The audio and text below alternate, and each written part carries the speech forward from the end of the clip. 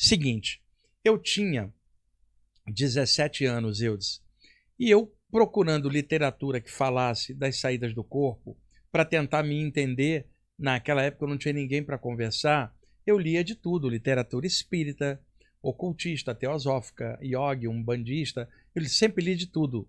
E isso me deu uma visão de conjunto bem arejada dentro do meio que eu usava com a minha experiência para filtrar e harmonizar.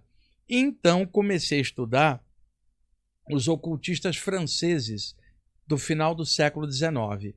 Naquela época, um pouquinho antes, havia um grande ocultista chamado Eliphas Lévy, que era um padre chamado Louis Constant, que foi expulso da Igreja Católica porque gostava de ocultismo. Olha. E ele adotou o pseudônimo Eliphas Lévy, que era uma entidade dedicada à cura. O nome dele era Louis Constant, nome esotérico Eliphas Lévy. Ele nasceu em 1810, desencarnou em 1875, aos 65 anos. Era o ocultista mais conhecido daquela época. Quando ele desencarna, alguns jovens que estavam entrando nas iniciações daquela época conseguiram acesso à biblioteca dele. Dentre eles, 2 jovens talentosos que se tornariam 2 grandes ocultistas. O doutor Gerard Dencausse, que depois seria chamado de Papy, que aqui no Brasil o pessoal chama de Papus, mas é Papy, aquele oui-oui francês, né? Um grande ocultista. E junto com este cara aí, Stanislas de Guaita, que era parceiro dele, eles começaram esses estudos e depois o Papy fundaria a Ordem Martinista, que está em pé até hoje e cruza em alguns graus com a Amor, que é a Ordem Rosa Cruz, tanto que em alguns complexos da Rosa Cruz tem prédios da Ordem Martinista. Lá em Curitiba, no Complexo da Amor, tem um prédio da Ordem Martinista. E na Amor eu já fiz várias palestras no auditório deles. E aqui em Campinas, onde eu também já fiz palestra, tem um prédio da Ordem Martinista dentro do complexo da Amorque. Por que eu estou citando o Papy? Porque um dos parceiros deles era o Stanislas de Guaita. E por que o pessoal não conhece tanto esse? Ele desencarnou cedo, aos 37 anos. O Stanislas de Guaita. O Stanislas de Guaita. Então o pessoal conhece mais o Papy. E eu mergulhei no trabalho desses ocultistas, o Eliphas Lévy também, e eu muito jovem, Eudes. Por que eu mergulhei? Eles falavam muito de astral, luz astral, né? E este aí, com o Papy, falaram muito de saída do corpo no contexto dos seus livros. Eu então peguei um texto do Stanislas de Guaita, que está num livro dele chamado No Umbral do Mistério. Ele só tem 4 livros editados e o melhor deles é esse No Umbral do Mistério. Ali ele fala não somente da saída na projeção astral, mas também na projeção do corpo mental e na expansão da consciência. Agora, Eudes, final do século XIX, olha o avanço desse cara. Aí você vai ver pelo conteúdo profundo dele como esse cara sabia. Pena que ele desencarnou cedo, ele tinha hiperuricemia, um ácido úrico muito alto, que deixou o sangue dele muito grosso e causou uma parada cardiorrespiratória. Depois que ele desencarnou, a família dele, que era católica, jogou todos os livros dele fora, dizendo que ele tinha morrido por causa de magia. Conversa fiada, ele morreu de ácido úrico alto que causou vários problemas para ele. Tá? Eu pesquisei a vida dele também. E era um ocultista, cara, que sou fã, sensacional. Então eu quero compartilhar esse material dele. Eu me lembro que deve ter uns 6 ou 7 anos, e eu mostrei esse material dele num programa que eu fiz lá no IPPB com o Jefferson na época. Mas aqui no Farol, muita gente não assistiu. E eu quero novamente voltar a ele, porque realmente é coisa de alto nível. E outra, olhando o conhecimento desse cara, eu disse, no século XIX, e a profundidade, e você olhando a leviandade com a qual muita gente aborda as saídas do corpo, você vê uma defasagem enorme. E você vê o que é profundo e compara com a falta de profundidade que muita gente tem e não quer ter profundidade dentro desses estudos, cara. Isso aí é um exemplo para nós de coisa séria e é uma honra poder compartilhar isso. Vamos lá, então? Bora. Aí tá a capa do livro No Umbral do Mistério, da editora Martins Fontes. Isso é uma edição um pouco mais moderna. A edição que eu peguei original era de 1978. Era uma editora lá de Porto Alegre que hoje não existe mais. Então é mais fácil encontrar essa da Martins Fontes, E é dali que eu tirei esta parte, Eudes. Vamos lá. Chama-se êxtase. Stanislas de Guaita. Olha a época que ele viveu, 1861, 1897, 36 anos. O livro se chama No Umbral do Mistério, é o capítulo onde ele fala do êxtase. Eu falava antes, Eudes, Stanislas de Guaita. Não sei falar francês. Até que um amigo meu que falou Stanislas de Guaita. Por isso que eu estou usando essa expressão. É até mais bonito de falar, né? Stanislas Eu falava Stanislas de Guaita. Olha, e Stanislas de Guaita, o meu amigo me corrigiu. Pelo menos essa foi a correção. Nem sei se é exatamente. Quem conhece francês pronuncia melhor, claro. Então vamos lá. Voltemos aos modos de reintegração. Chamamos de reintegrado, tirado da escola yogi, na Índia, aquele que pode, sempre que desejar, dominar inteiramente seu eu sensível exterior, para abstrair-se em espírito e mergulhar pelo orifício do eu inteligível interno, no oceano do ele coletivo divino, onde retoma a consciência dos arcanos complementares da natureza eterna e da divindade. É o seguinte, Eudes, quando ele fala dominar o eu sensível exterior, são sentidos externos que o Al-Ghazali, o árabe, estava falando ainda. Quando ele fala mergulhar no orifício do eu interno, é mergulhar para dentro. Que é a mesma coisa que o árabe estava falando ali no texto anterior. E aí, ele está dizendo que ele retoma o conhecimento dos arcanos. Arcano é mistério, significando quando você leva o conhecimento para o eu interior e tirando a influência do externo e expandindo, você descobre os mistérios ou levanta o véu dos mistérios. Vamos lá. Chamamos de nascido duas vezes, que é chamado em sânscrito Duidya, na Índia, aquele que pode abandonar sua efígie terrestre, que é o corpo humano, Eudes, em corpo astral ou etéreo, para aurir no oceano astral a solução dos mistérios que oculta. Repara, olha como ele chama o corpo, efígie terrestre, da onde sairia o corpo astral projetado. Quando ele cita ali nascido duas vezes, Eudes, é o seguinte, na Índia, um menino passa por um ritual para se tornar adulto. Igual você tem um bar mitzvah dos judeus, em que o menino agora é considerado como homem diante da comunidade e fazem um ritual de passagem, significando você agora é homem, já não é mais uma criança. Na Índia, tem um ritual de passagem onde dá um cordão que na classe dos brahmanes que o menino passa em volta da cintura, dizendo, agora você é homem, cara, você já não é mais criança, você vai ter responsabilidade. Morreu a criança em você e renasceu o adulto a partir de agora. Significa, você tem duas vidas, a anterior como criança e a nova agora como adulto. Você é um renascido ou aquele que tem duas vidas. Daí a expressão nascido duas vezes, nasceu em corpo físico e se tornou criança e agora nasce como adulto. Isso é chamado Duidya, em sânscrito. Tá. No Egito antigo, nas iniciações, o candidato dentro dos templos passava pela experiência da saída do corpo. Quando ele voltava, Eudes, ele era conhecido como aquele que nasceu duas vezes, porque antes ele era um neófito, ignorante dos mistérios. Ele nasceu ignorante. Ao passar pela iniciação, ele se torna iniciado. Nesse instante, morre a ignorância, ele renasce como iniciado. Então, ele agora é um nascido duas vezes. O nascimento pela carne, que é ele bebê na ignorância, e agora o nascimento na força do espírito na iniciação. Então, daí, nascido duas vezes. Também, que ali o Stanislas de Guaita está associando com o renascido na Índia, que era chamado Duidya. E então, passou-se a chamar, também no contexto egípcio, de Duidya, aquele que tinha passado pela saída do corpo, aquele que tem duas vidas ou renascido.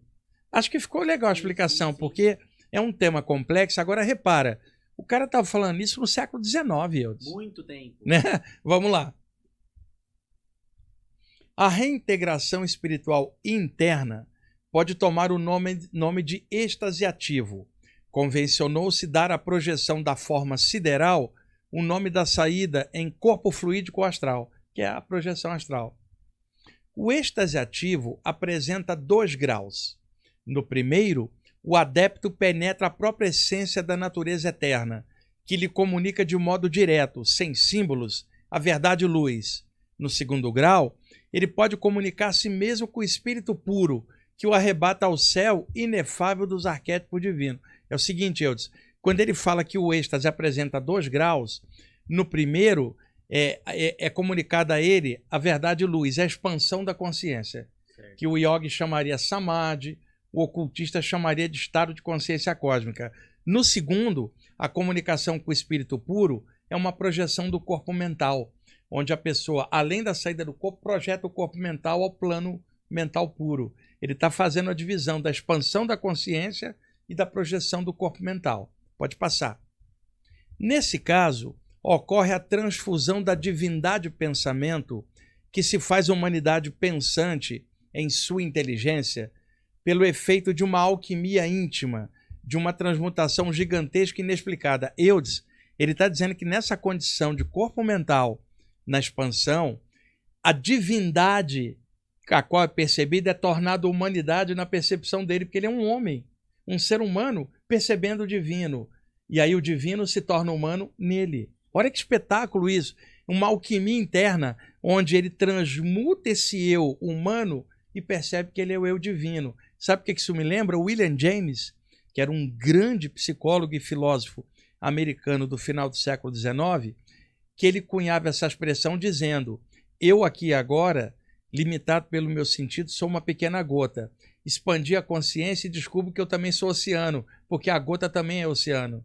Então ele chamou de estado oceânico do ser, que é isso que ele está falando. Quer dizer, eu sou gota, expandi a consciência, eu sou oceano. E agora, ao perceber que eu sou oceano, eu sei que eu não sou só gota, eu trouxe o divino no humano, porque é um só. Que lindo, né? Pode ir. A saída em corpo astral difere do êxtase ativo, uma vez que o corpo físico parece, então, em catalepsia, acionada apenas por uma vitalidade de certa forma vegetativa. Peraí, Eudes. Ele está dizendo que a saída, a projeção astral, é diferente de uma experiência com o corpo mental, como muitos que estão estudando aqui sabem, né? E que o corpo fica paralisado, que é a paralisia do sono, que a gente falou muitas vezes, a catalepsia projetiva. Mas veja, ele está descrevendo isso no século XIX, antes que os autores do século XX falassem da paralisia. Pode ir. Enquanto o corpo astral ou mediador plástico, tá? Por que mediador plástico? Era uma forma que os ocultistas franceses tinham, Eudes, de chamar o corpo astral. Por que mediador plástico? Porque ele é dotado de alta plasticidade, significando que a mente pensa, ele tende a plasmar. E enquanto ser humano, tende a plasmar a forma humana por uma questão de plasticidade. Enquanto o corpo astral ou mediador plástico, que é o envoltório ambulante da alma espiritual, flutua na imensidão do éter sideral, ou luz universal, e se dirige para onde quiser, vinculado ao corpo mental por uma espécie de umbilicação fluídica. Eu desumbilicação fluídica é o cordão de prata, que no século XIX o pessoal colocava, situava na altura do plexo solar e não na altura da cabeça. Hoje a gente sabe que sai de todos os pontos, como um feixe de energia, e se une formando um feixe só, conhecido como cordão de prata por metáfora. Ali ele chama de laço fluídico, que o espiritismo também chamava na França. Allan Kardec, laço fluídico, que na emancipação da alma, na visão espírita, liberaria o espírito, conectando ele ao corpo humano, que ali ele está chamando de umbilicação fluídica. Pode ir. Por isso que é bom pontuar, Eudes, que é uma pessoa lendo um texto desse, vai ficar meio que... Então, ao pontuar, você mostra o que ele está querendo dizer e enriquece. Assim, a personalidade consciente vagueia sob forma astral por onde lhe apraz e vai, por si mesma, tomar conhecimento das realidades longínquas que lhe podem interessar. Mas então, se são noções de ordem inteligível que ela deseja adquirir, essas noções lhe são transmitidas apenas simbolicamente, por intermédio da luz astral, que é antes de tudo configurativa. Eudes, muito comum relatos não só de pessoas fora do corpo, mas clarividentes e médiuns que percebem que existe um simbolismo na natureza do plano astral, muitas coisas plasmadas simbolicamente para o estudante decodificar. E o Stanislas de Guaita, como era ocultista, ele sabia claramente que por meio de uma imagem você tem um mundo de informação quando você decodifica o seu simbolismo. E aí ele está falando que o plano astral, muitas vezes simbolicamente, passa informação por figuras projetadas para a pessoa interpretar. Pode ir. E, portanto, só fala oferecendo a sagacidade do espírito uma série de imagens que este deve, em seguida, traduzir como hieróglifo do invisível. O modo concreto e emblemático é, assim, o único de que a verdade pode fazer uso para exprimir-se por intermédio do astral. O que ele está dizendo na linguagem ocultista, Eudes?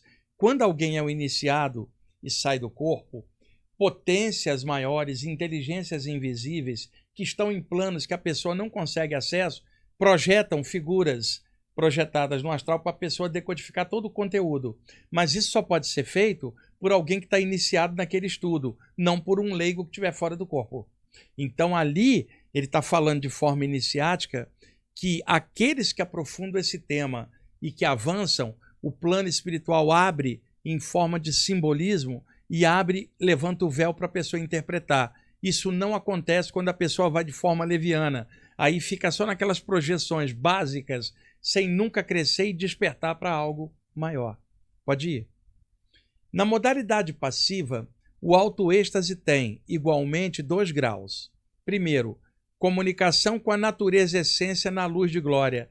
Quando a pessoa expande, fala, eu e a luz somos um só. Eu e o todo somos um só, porque o todo está em tudo. Pode ir. Segundo, com espírito puro. Quanto ao êxtase passivo ou inferior, ele é apenas o estado de lucidez, quer natural, quer magnética.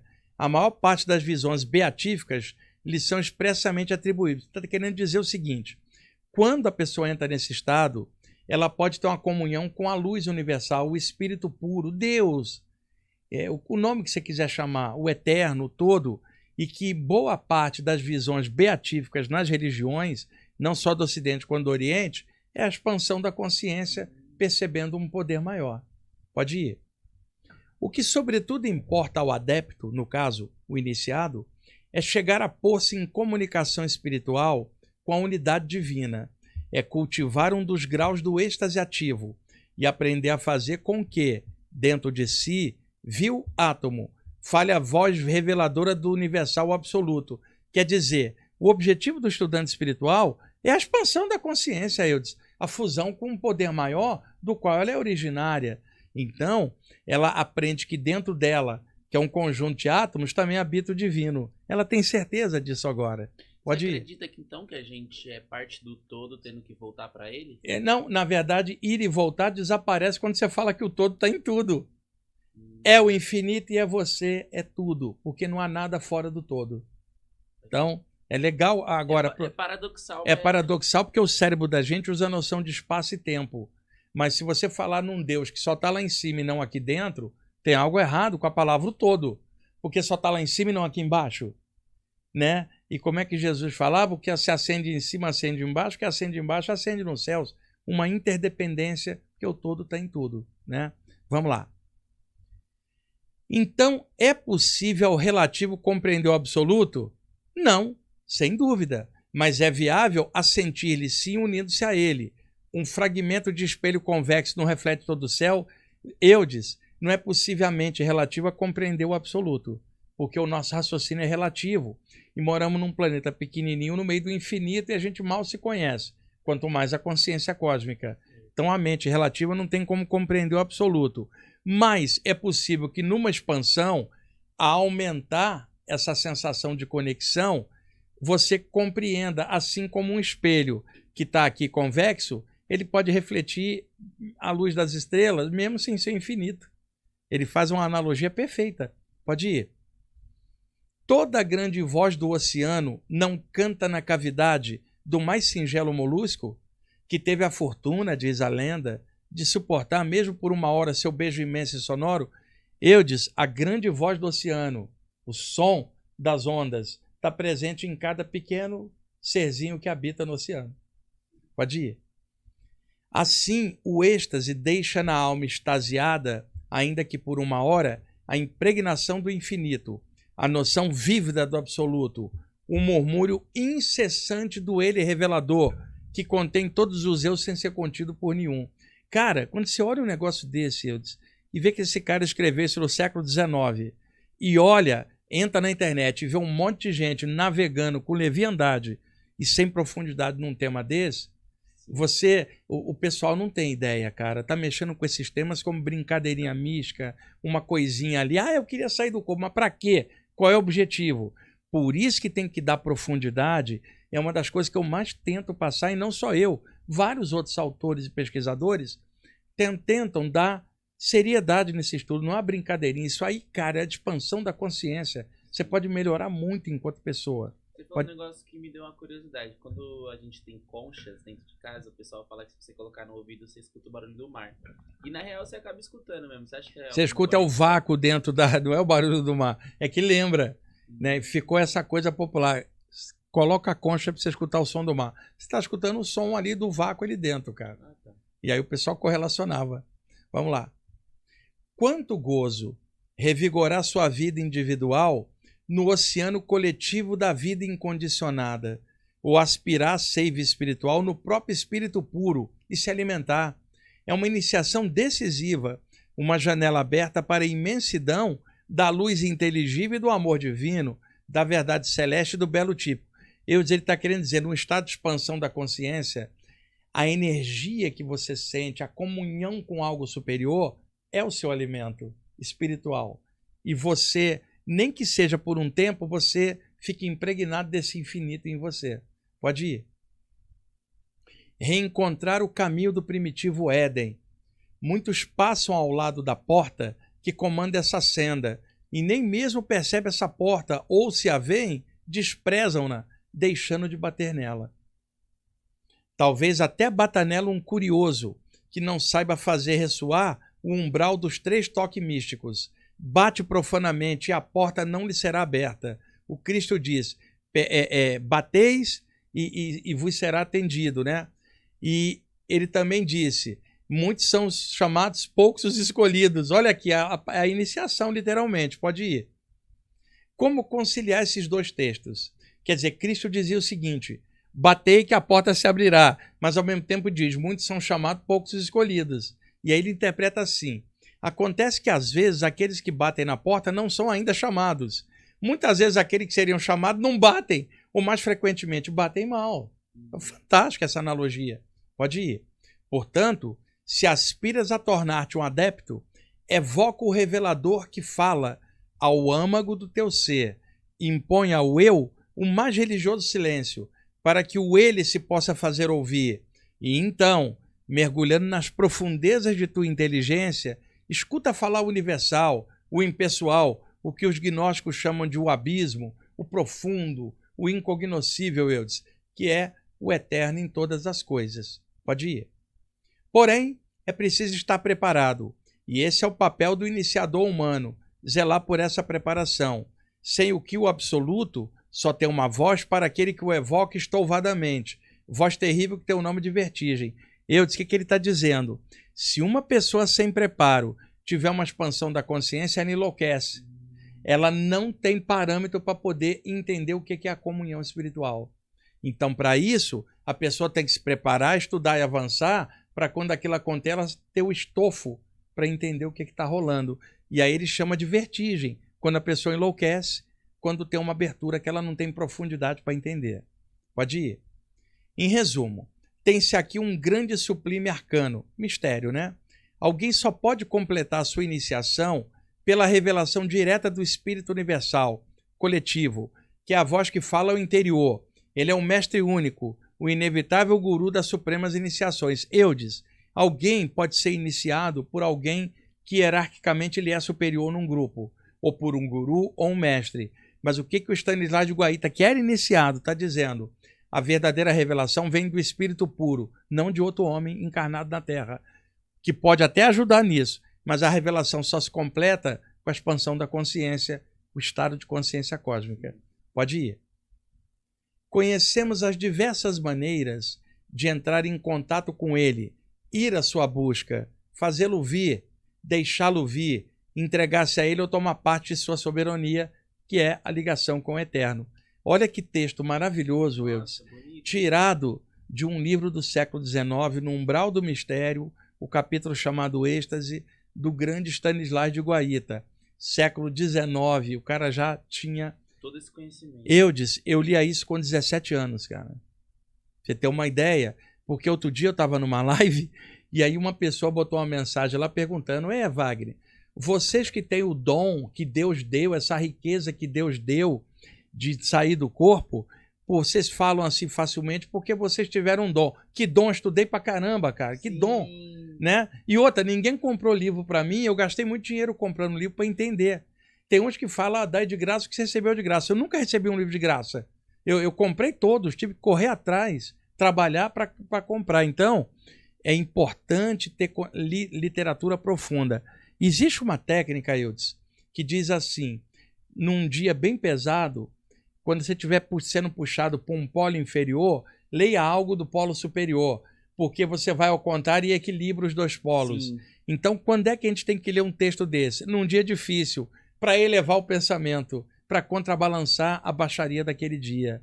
E aí, quando a pessoa cai numa baixaria, ela não lê algo alto, ela permite a baixaria tomar conta dela. Sim, então, num dia difícil, lê algo elevado, cara, para equilibrar no meio, né? Que é uma técnica hermética clássica. Você gostou desse corte? Então clica aqui embaixo, olha na descrição se você quiser assistir o vídeo inteiro, que está muito legal.